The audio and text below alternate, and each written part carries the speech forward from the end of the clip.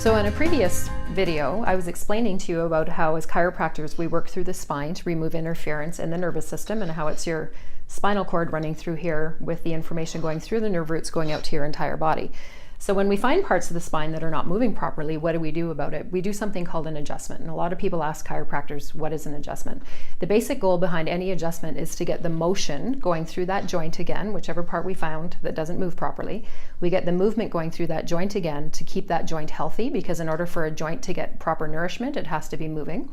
So first of all, we have to get the joint moving properly and to allow that nervous information to flow down through the spinal cord out through the nerve. Lots of different ways to do adjustments. The most common one is the manual adjustment, and I'm sure you hear about that all the time, but it's the one where you hear the clicking or popping or crunching. It sounds a lot like cracking a knuckle. What we're actually doing in that situation is when a joint stops moving properly, literally a vacuum is formed. So the joint gets sucked together. What we'll do with a joint that's not moving properly with that vacuum, we get you set up in a position where we open the joint as far as it will go with the vacuum still there. And then we put a little bit of pressure through it and you hear that clicking or popping sound. We're actually opening up that vacuum. Once we open the vacuum, the joint will start moving properly again.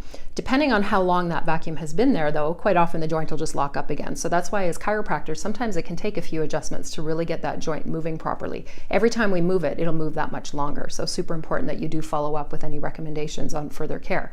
The other way that I adjust in my office is something called a neural impulse. The neural impulse is an instrument adjustment.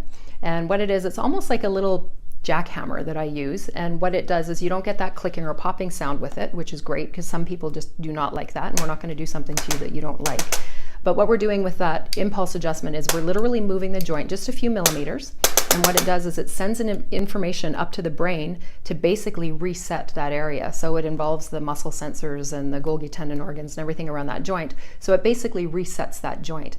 The nice thing about the impulse adjustment is that we can actually have you going through a range of movement. So I can actually have somebody sitting up on the table, or they can be walking or moving, and I can have them turning, and we can get that joint with that impulse adjustment and literally encourage that joint to get moving through that range of movement that we want it to do. Whatever it's not doing, we're just encouraging it to do that. So that is the goal behind any adjustment, is to get the motion going through the spine.